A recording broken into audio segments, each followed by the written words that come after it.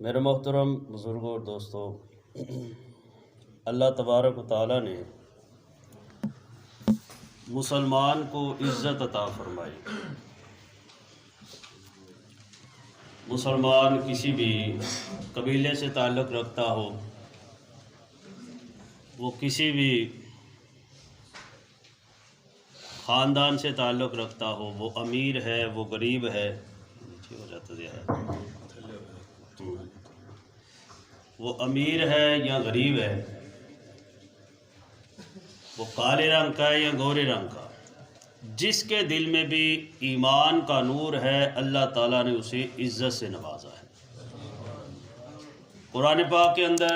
28ویں پارے میں اللہ تعالیٰ نے ارشاد فرمایا کہ وَلِلَّهِ الْعِزَّةُ وَلِرَسُولِهِ وَلِلْمُؤْمِنِينَ، کہ عزت اللہ کی ہے اور اس کے رسول صلی اللہ علیہ وسلم کی ہے اور مومنین کے لیے ہے جی۔ تو اس آیت کریمہ میں بھی واضح طور پر فرمایا جا رہا ہے کہ عزت اللہ رب العزت کی اور اس کی عطا سے اس کے پیارے محبوب صلی اللہ علیہ وسلم کی عزت ہے،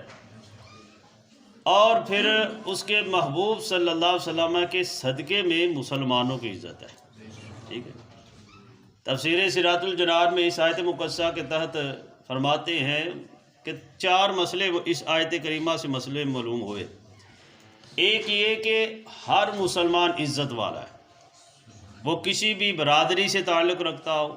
وہ کسی بھی علاقے سے تعلق رکھتا ہو، کسی بھی قبیلے سے تعلق رکھتا ہو، اور کسی بھی مسلمان قوم کو ذلیل جاننا یہ حرام ہے۔ بعض لوگ ہمارے کرتے ہیں یا فلانا خاندان ہے، بھئی جو مسلمان ہے اس کو ہم ذلیل نہیں کہہ سکتے۔ دوسرا فرماتے ہیں کہ مسلمان کی جو عزت ہے وہ اس کے ایمان کی وجہ سے ہے، وہ اس کے نیک اعمال کی وجہ سے ہے، اس میں روپے پیسے کا کوئی عمل دخل نہیں ہے۔ اور تیسرا فرماتے ہیں کہ مسلمان کی جو عزت ہے وہ دائمی ہے، جب تک وہ مسلمان ہے تب تک عزت رہے گی، ایسا نہیں ہے کہ کسی موڑ پہ جا کے عزت ختم ہو جاتی۔ اسی لیے تو شریعت کا حکم ہے کہ جو مسلمان فوت ہو جاتا ہے تو اس کی میت کا بھی احترام کرنا ہے، وہ قبر میں دفن کر دیا گیا تو اس قبر کا بھی احترام کرنا ہے، اس قبر کی بے حرمتی نہیں کر سکتے۔ اس لیے فرمایا کہ مسلمان کی قبر پر پاؤں رکھنا بھی حرام ہے جی۔ اور چوتھا فرمایا کہ اللہ تعالیٰ نے جو مسلمانوں کو عزت عطا فرمائی ہے یہ مستقل ہے، اور اس میں رنگ نسل کا اور پیسوں کا کوئی عمل دخل نہیں۔ کوئی بندہ غریب جتنے سے جتنا بھی غریب ہو مسلمان، وہ عزت والا ہے۔ ایک بندہ بڑا سیٹھ قسم کا ہے، بڑی جائیداد ہے اس کی، لیکن وہ کافر ہے تو وہ عزت والا نہیں بلکہ وہ جانوروں سے بدتر ہے۔ ابن ماجہ کی حدیث پاک ہے، میرے آقا علیہ السلام نے کعبۃ اللہ شریف کو مخاطب کر کے فرمایا، اے کعبہ تو کیسا عظیم ہے، تیری خوشبو کیسی پاکیزہ ہے، تیری عزت کتنی زیادہ ہے۔ لیکن حضور علیہ السلام فرماتے ہیں کعبہ اس رب کی قسم ہے جس میں قبضہ قدرت میں میری جان ہے، ایک بندہ مومن کی عزت رب کے نزدیک تیری عزت سے زیادہ ہے۔ کعبۃ اللہ شریف کو جس کی طرف کہا گیا کہ پاؤں کرنا بھی کعبے کی طرف ناجائز ہے، فرمایا جا رہا ہے کہ ایک مسلمان کی، اور اس میں عام مسلمان کی بات ہو رہی ہے، کسی اللہ کے ولی کی، کسی عالم دین کی، کسی سید زادے کی، کسی کی ایسے کی بات، مطلقاً عام سا مسلمان ہے اس کی بات ہو رہی ہے جی۔ اور حضور علیہ السلام نے خود یہ صرف تقریر نہیں کی بلکہ کر کے دکھایا مسلمانوں کی عزت۔ ایک مرتبہ میرے آقا علیہ السلام اپنے حجرہ مبارک میں تشریف فرمائے تو حضور علیہ السلام کے صحابہ آپ کی بارگاہ میں حاضر ہیں، حضور کچھ گفتگو فرما رہے تو اور صحابہ کرام بھی آہستہ آہستہ آ رہے ہیں، یہاں تک کہ حجرہ مبارک پر ہو گیا، اب مزید اس میں کسی کے بیٹھنے کی جگہ نہیں تھی۔ تو حضرت جریر بن عبداللہ باجلی، یہ صحابی رسول ہیں، اور یہ آخر میں سن 10 ہجری میں مسلمان ہوئے تھے۔ حضور علیہ السلام سن 11 ہجری میں آپ کا وصال ہو گیا، رمضان شریف کے مہینے میں سن 10 ہجری میں یہ مسلمان ہوئے ہیں، اور یہ بڑے خوبصورت تھے۔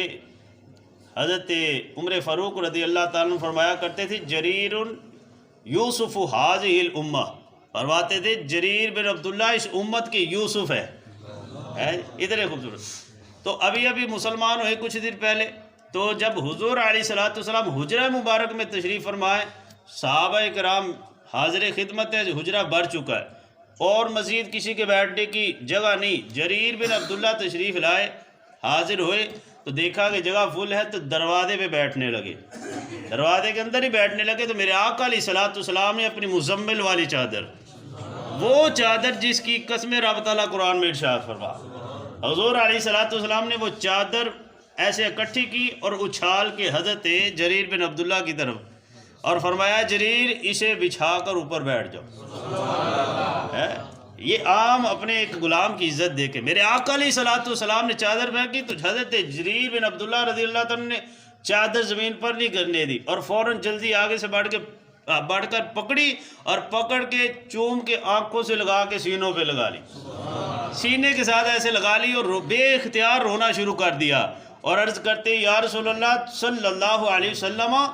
آپ نے مجھے عزت عطا فرمائی، اللہ تعالیٰ آپ کی عزتوں میں اور اضافہ فرمائے، اور حضور میری کیا اوقات ہے کہ میں آپ کی مبارک چادر نیچے بچھا کے اوپر بیٹھ جاؤں؟ حضور نہیں، میں اس قابل نہیں ہوں کہ ایسا نہ کر سکوں۔ تو حضور علیہ الصلوۃ والسلام کو چادر واپس کر دی، اور پھر حضور علیہ الصلوۃ والسلام نے ارشاد فرمایا صحابہ تمہارے پاس کوئی قوم کا معزز بندہ آئے تو اس کی عزت کیا کرو۔ اس حدیث پاک میں کتنے مدنی پھول ہیں ہمارے لیے کہ حضور علیہ الصلوۃ والسلام کی اپنی شان کیا ہے، امام الانبیاء ہے، حبیب کبریاء ہے جی، اس کے باوجود اپنے ایک عام سے غلام کی آپ اتنی عزت افزائی کر رہے کہ اپنی چادر کندھے سے اتار کر دے دی، اسے بچھا کر بیٹھ جاؤ۔ یہ ہے ایک مسلمان کی عزت۔ اور صحابہ کا بھی انداز دیکھیے، یہ نہیں کہ فوراً بچھا کے بیٹھ گئے، صحابہ کیا عرض کرتے حضور میری کیا اوقات ہے آپ کی مبارک چادر نیچے بچھا کے اوپر میں بیٹھ جاؤں، بلکہ چوم کے آنکھوں سے لگا کے سینے کے سے لگا کے حضور کی بارگاہ میں واپس کر دی۔ اگر صحابہ کا بھی یہ عقیدہ ہوگا تو نعوذ باللہ حضور ہمارے جیسے ہی ہیں، ان کا احترام بڑے بھائی کی طرح کرنا ہے تو وہ چادر نیچے بچھا کے بیٹھ جاتے، جبکہ حضور علیہ الصلوۃ والسلام فرما چکے ہیں کہ الصحابی کا نجوم، میرے صحابہ یہ ہدایت کے ستارے ہیں، فَبِأَيِّهِمْ اِقْتَدَيْتُمْ اِهْتَدَيْتُمْ، ان میں سے جس کی بھی تم پیروی کرو گے ہدایت پا جاؤ گے۔ تو یہ صحابہ کا عمل ہمیں بتاتا ہے کہ انہوں نے حضور علیہ الصلوۃ والسلام کا ادب کر کے دکھایا۔ تو میرے محترم اسلام بھائیو، اسی طرح ایک روایت میں آتا ہے کہ میرے آقا علیہ الصلوۃ والسلام نے فرمایا جو بندہ اپنے کسی مسلمان بھائی کی عزت کرتے ہوئے اللہ کی رضا کی خاطر، اس میں نہ کوئی لالچ ہو نہ کوئی خوف ہو، اللہ کی رضا کی خاطر اپنے کسی مسلمان بھائی کی عزت کرتے ہوئے اس کے گھوڑے کی لگام کو آگے بڑھ کے پکڑے گا تو اللہ تعالیٰ اس عزت کرنے والے کی مغفرت فرما دے گا۔ اس حدیث پاک کا کیا مطلب ہے؟ شارحین فرماتے ہیں چونکہ پہلے زمانے میں گھوڑے وغیرہ پہ سفر ہوتا تھا تو اگر کوئی مہمان گھوڑے پر سوار ہو کے آیا تو اس کی عزت افزائی یہ ہوتی تھی کہ میزبان اس کے آتا دیکھ کے کھڑا ہو جاتا، اور جب وہ قریب آتا تو اس آگے بڑھ کے اس کے گھوڑے کی لگام پکڑ لیتا کہ تاکہ وہ آسانی سے اتر جائے، اور جب وہ اتر جاتا ہے تو اس کی لگام پکڑ کے تو سائڈ پہ جا کے اسے کسی جگہ کے ساتھ مخصوص جگہ بنائی ہوتی تھی وہاں باندھ دیتا تھا، یہ عزت ہوتی تھی آنے والے کی۔ اور فرمایا اسی طرح جب وہ جانے لگتا تو اسے کہنا میں آپ کا گھوڑا کھول کے لاتا، کھول کے لا کے آگے کرنا اور اس کی لگام کو پکڑ لینا تاکہ وہ آسانی سے اس پہ سوار ہو سکے۔ تو حضور علیہ الصلوۃ والسلام فرماتے اپنے کسی مسلمان بھائی کی عزت آتے ہوئے یا جاتے ہوئے اس طرح بندہ اللہ کی رضا کی خاطر کرے، اللہ تعالیٰ اس عمل کے صدقے اس پکڑنے والے کی مغفرت فرما دیتا۔ کتنا آسان ہے ہمارا دین، لیکن اس میں نفس کو مارنا پڑتا ہے جی اللہ کی رضا کے ساتھ۔ یہ پہلے تو گھوڑوں کا دور تھا، تو آج کل چونکہ بائک کا دور زیادہ چلتا ہے تو اس میں بھی کسی کی عزت افزائی ہو سکتی، کوئی آیا ہے تو ہم کہیں جی آگے ہو کر بائک پکڑ لیں گے، آپ بیٹھیں میں آپ کی بائک سائڈ پہ کھڑی کر دیتا ہوں، میں پارک کر دیتا ہوں، میں لاک کر دیتا ہوں ہے جی۔ اسی طرح کوئی جانے لگے تو کہنا لائے چابی میں آپ کو بائک لا کے دے دیتا ہوں، سامنے لے آنا، تو یہ عزت افزائی۔ لیکن فرمایا اس میں خوف نہ ہو، نہ ہی اس میں کوئی لالچ ہو، اپنا کوئی افسر ہے جی، کوئی سیٹھ ہے، اس کا اس لیے ٹی سی کرنا کہ ذرا میرے پر مہربانی ہو جائے گی،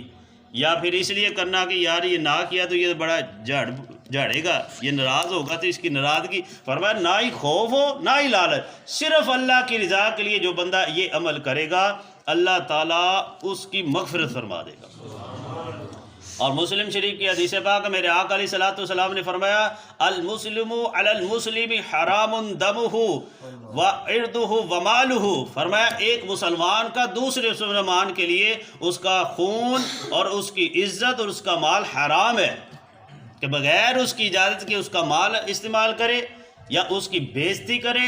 یا ناحق اس کی جان پر ظلم کرے یا اسے قتل کر دے، فرمایا یہ حرام ہے، حرام ہے۔ اور حجۃ الوداع کے موقع پر، آخری حج کے موقع پر میرے آقا علیہ الصلوۃ والسلام میدان منا کے اندر خطبہ ارشاد فرما رہے، خطبہ ارشاد فرماتے میرے آقا علیہ الصلوۃ والسلام فرماتے ایو شہر ھذا، صحابہ یہ مہینہ کون سا ہے؟ اب حج کا خطبہ ہو رہا ہے مینا شریف کے اندر، سارے جانتے ہیں کہ حج کا خطبہ کس مہینے میں ہوگا؟ ذوالحجۃ الحرام میں۔ تو صحابہ کرام کیا یہ ادب حضور علیہ الصلوۃ والسلام کا ادب کرنے کا احترام تھا؟ کوئی بات معلوم بھی ہوتی تو عرض کرتے حضور آپ ہی زیادہ جانتے ہیں، تو عرض کیا، صحابہ عرض کرتے اللہ ہوا رسول ہوا علم، یا رسول اللہ اللہ زیادہ جانتا ہے یا آپ زیادہ جانتے ہیں؟ حضور علیہ الصلوۃ والسلام نے فرمایا الیس ذوالحجہ،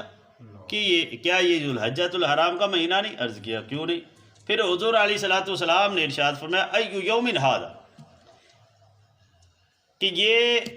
دن کون سا ہے؟ پھر عرض کیا اللہ و رسول عالم، حضور اللہ زیادہ جانتا ہے یا آپ جانتے ہیں؟ اب دن کا بندہ نہیں ہوتا بندے کو، لیکن صحابہ حضور کا ادب کرتے ہوئے خاموشی اختیار فرماتے۔ میرے آقا علیہ الصلوۃ والسلام نے فرمایا الیس یوم النحر، کیا یہ یوم نحر کا دن نہیں ہے، یہ عید کا دن نہیں ہے؟ عرض کیا حضور ہاں جی۔ پھر حضور علیہ الصلوۃ والسلام نے ارشاد فرمایا ایو بلد ھذا، یہ کون سا شہر ہے، یہ جگہ کون سی ہے؟ پھر عرض کیا اللہ و رسول عالم، حضور اللہ زیادہ جانتا ہے یا اس کا رسول صلی اللہ علیہ وسلم زیادہ جانتا ہے؟ میرے آقا علیہ الصلوۃ والسلام نے فرمایا کیا یہ مکہ المکرمہ نہیں ہے؟ عرض کیا حضور ہاں جی۔ اب تین چیزیں حضور علیہ الصلوۃ والسلام پوچھ کے بتا کے باور کروائی کہ یہ دن کون سا ہے، عظمت والا دن، عید الاضحیٰ کا دن، یوم نحر کا دن ہے، اور یہ شہر کون سا ہے؟ مکہ المکرمہ افضل ترین جگہ ہے، اور یہ مہینہ کون سا ہے؟ ذوالحجۃ الحرام کا حرمت والا مہینہ۔ حضور علیہ الصلوۃ والسلام تینوں چیزیں گلوا کے پھر کیا ارشاد فرمایا جس طرح اس دن کی بے حرمتی کرنا حرام ہے، جس طرح اس مہینے کی بے حرمتی کرنا حرام ہے، جس طرح اس مقدس شہر مکہ کی بے حرمتی کرنا حرام ہے، فرمایا صحابہ ایک مسلمان کا دوسری مسلمان کی بےزتی کرنا اسی طرح حرام۔ بات کیسے حضور علیہ الصلوۃ والسلام نے فرمایا کہ جس طرح اس دن کی عظمت ہے، اس مہینے کی عظمت ہے، اس شہر کی عظمت ہے، اسی طرح ایک مسلمان کی عظمت ہے۔ مفتی احمد یار خان نعیمی رحمۃ اللہ تعالیٰ علیہ سے حدیث پاک کے تحت فرماتے ہیں کہ جس طرح مکہ المکرمہ کے اندر ذوالحجۃ الحرام کے مہینے میں اور یوم نحر کے دن میں گناہ کرنا کئی گناہوں کا مجموعہ ہے، کہ اس میں اس شہر کی بھی بے حرمتی، اس دن کی بھی بے حرمتی کی اس بندے نے، اور اس مہینے کی بھی حرمتی کی، اسی طرح جب کوئی بندہ کسی مسلمان کی بے عزتی کرتا ہے تو یہ بھی کئی گناہوں کا مجموعہ ہو جاتا ہے، کئی گناہوں کا مجموعہ، کہ ایک تو مسلمان کی عزت خراب کی، ظلم کیا، دوسرا اللہ تعالیٰ کی ناراضگی کا ذریعہ بنا، اور تیسرا نبی پاک صلی اللہ علیہ وسلم کو تکلیف پہنچائی اس نے، کہ حضور علیہ الصلوۃ والسلام نے فرمایا من آذا مسلما فقد آذانی، جس نے کسی مسلمان کو تکلیف دی اس نے مجھے تکلیف دی ہے جی۔ تو حضور علیہ الصلوۃ والسلام کس قدر ایک عام مسلمان کی عزت بیان کر ہے، یہ عام بندے کی، تو جو کوئی پھر سید زادہ ہو ہے جی، کوئی نیک پارسا بندہ ہو، بزرگ ہو یا عالم دین ہو، پھر امام مسجد ہو جس کے پیچھے نماز پڑھتی، ان کی کتنی عزت ہوگی۔ اور ایک جگہ پر میرے آقا علیہ الصلوۃ والسلام صحابہ کے کیا فرماتے، صحابہ کیا جانتے ہو کہ سود سے بڑھ کر رب کے نزدیک گناہ کون سا ہے؟ سود، جس کے بارے میرے آقا علیہ الصلوۃ والسلام فرماتے سودی کاروبار کرنا، سودی لین دین کرنا اتنا گناہ ہے کہ یہ سودی کاروبار کرنے والا اپنی ماں سے زنا کرنے سے بھی بدتر ہے، اس سے بھی بدتر، اتنا بڑا گناہ۔ لیکن حضور علیہ الصلوۃ والسلام فرما رہے صحابہ تم جانتے ہو کہ سود سے بھی بڑا گناہ رب کے نزدیک کون سا ہے؟ حضور آپ ارشاد فرمایا کہ کسی مسلمان کی بے عزتی کرنا یہ اللہ کے نزدیک سود کے گناہ سے بھی بڑا ہے، سود کے بھی گناہ سے بڑا۔ تو اس لیے ہمیں خدا را سوچنا چاہیے ہماری وجہ سے کسی مسلمان کی بے عزتی نہ ہو بلا وجہ، ہیں جی ایسے ہی چوکوں میں کھڑے ہو کے یا دو چار دوست بیٹھ گئے ہیں تو ایک کے پیچھے پڑ جانا اور اسے جھکتے مارتے جانا، ہیں لوگ تنگ آ جاتے، بظاہر وہ آپ کے سامنے 4-5 اکٹھے ہیں، کچھ کر نہیں سکتا، وہ دانت نکال رہا آپ کے ساتھ ساتھ، لیکن وہ اندر سے دکھ رہا ہے۔ میرے آقا علیہ الصلوۃ والسلام نے فرمایا جو بندہ کسی مسلمان کو رسوا کرے گا، اس کی بے عزتی کرے گا، فرمایا وہ 7 کوٹھریوں کے اندر بھی چھپ کر بیٹھ جائے اللہ تعالیٰ اسے وہاں بھی رسوا کر دے گا۔ تو خدا را ہمیں سوچنا چاہیے کہ ہم کبھی بھی ایسا کوئی فعل نہ کریں، ایسی کوئی حرکت نہ کریں کہ ہماری وجہ سے کسی مسلمان کی عزت خراب ہو، ہماری وجہ سے کوئی بندہ رسوا ہو جائے۔ اور اگر کسی نے رسوا ہو کر رب کی بارگاہ میں